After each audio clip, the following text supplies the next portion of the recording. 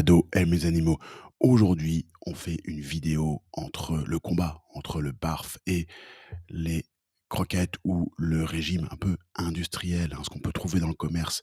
Et je suis tombé sur une étude extrêmement intéressante. C'est rare d'avoir ce genre de combat, entre guillemets. C'est rare qu'on oppose les deux. Mais là, il y a un article extrêmement intéressant que je vous montre à l'écran. C'est tout simplement un article de 2023 où justement on regarde le microbiote. Le microbiote, c'est les bonnes éventuellement les bonnes ou les mauvaises bactéries de l'intestin. On sait que le microbiote est extrêmement important maintenant pour la santé. On sait qu'il permet de protéger des maladies et on sait qu'on veut avoir une richesse ou une diversité. On veut avoir des bonnes bactéries pour être en bonne santé. C'est vrai chez tous les animaux. Le microbiote est extrêmement important et c'est pour ça que vous connaissez certainement les fameux prébiotiques ou les probiotiques.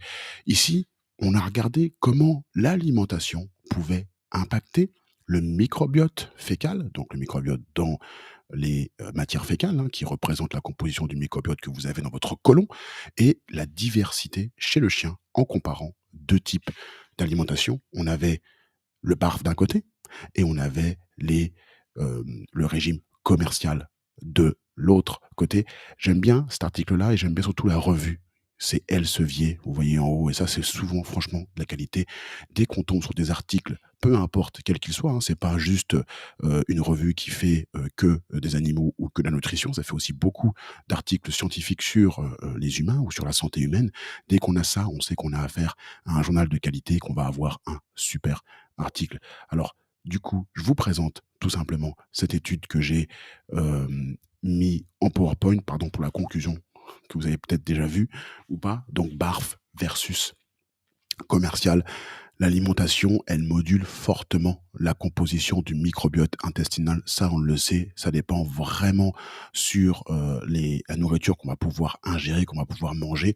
Et c'est ça qui influe notre santé et nos maladies. Et ça, c'est vrai chez tous les animaux.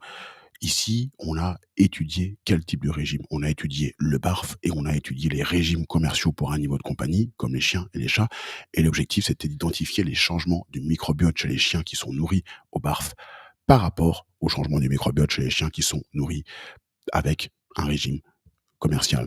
Donc, on a pris 20 chiens, d'accord, qu'on a nourris au BARF et 26 chiens qu'on a nourris au régime commercial. Et puis, on a tout simplement analysé les échantillons. On a utilisé du séquençage d'ADN, donc c'est-à-dire qu'on a regardé dans les matières fécales avec des appareils un peu spécifiques et des outils assez modernes. On a regardé un peu les bactéries qui ont tous des marqueurs génétiques. Et puis, ça nous permet de les quantifier. Et les résultats, ils sont là et ils sont sans appel. Ils sont sans appel. C'est-à-dire que lorsqu'on regarde la richesse et la diversité, c'est beaucoup plus élevé et beaucoup plus riche pour les animaux qui sont nourris au barf. C'est une des résultats de l'étude. Et le régime, au niveau de la diversité, il est directement lié donc justement à la composition du microbiote, c'est-à-dire que si vous avez un régime différent, vous allez avoir une richesse et ça ne dépend pas de la race de l'animal, ça ne dépend pas du sexe, que ça soit mâle ou femelle, ça n'a pas d'importance. La richesse, elle sera dictée par ce que vous mangez.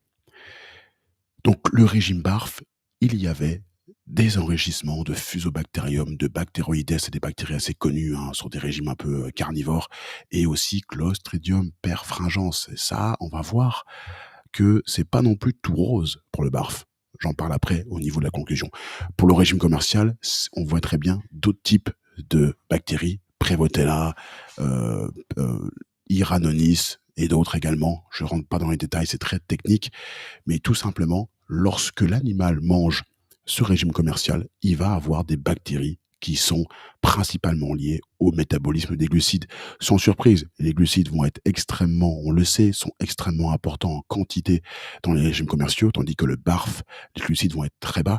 Donc tout simplement, le métabolisme ici s'habitue et les bactéries qui sont développées dans l'intestin d'un animal qui mange des régimes commerciaux, eh ben forcément, c'est des bactéries qui sont adaptées à ce régime-là et on retrouve donc des bactéries adaptées aux glucides sans surprise. Les conclusions, déjà, il faut reconnaître que c'est la première étude, elle s'est faite en Colombie, mais c'est la première étude où on identifie les changements du microbiote intestinal chez les chiens nourris au BARF ou au régime commercial, et on va utiliser une approche qu'on appelle le métabarcoding. Peu importe ce que c'est pas vraiment important, mais c'est une méthode scientifique qui permet de séquencer l'ADN des bactéries à l'intérieur des matières fécales et d'avoir un compte qui va être assez juste, assez précis. Donc première étude de ce type, et je crois sincèrement que c'est la première étude qui compare, vraiment tout général, la flore entre le BARF et les régimes commerciaux. Et ce qu'il faut retenir, c'est quoi? C'est la différence importante, c'est la richesse et la diversité plus élevée chez les chiens nourris au régime BARF. Là, c'est clair. Par contre, il y a un petit bémol, parce que peut-être certains d'entre vous vont vous dire: «Ah bah, le BARF, c'est génial, c'est super, c'est les régimes». C'est vrai, mais vous avez vu que dans les bactéries qu'on retrouvait dans l'intestin, on retrouvait Clostridium perfringens, qui est une bactérie qui peut provoquer des maladies. Donc ici, on dit aussi que le régime BARF, selon cette étude, il y a un risque d'accru, d'infection potentielle par des pathogènes comme Clostridium perfringens chez les chiens nourris au BARF. Donc la composition des régimes, la majorité, des bactéries qu'on peut, retrouver chez les chiens nourries au régime commercial, là, elles vont être liées au métabolisme des glucides. Donc une étude vraiment, intéressante, donc richesse et diversité augmentée chez le BARF. Ça, c'est vraiment intéressant, et il faudrait vraiment d'autres études pour mieux comprendre la santé. Parce que si on a une recherche de la flore intestinale qui est augmentée, par le régime BARF, on peut se poser la question aussi de sa santé. Quel va être l'impact derrière? Quelle va être l'amélioration de certaines pathologies chroniques, par exemple, ou même aiguës?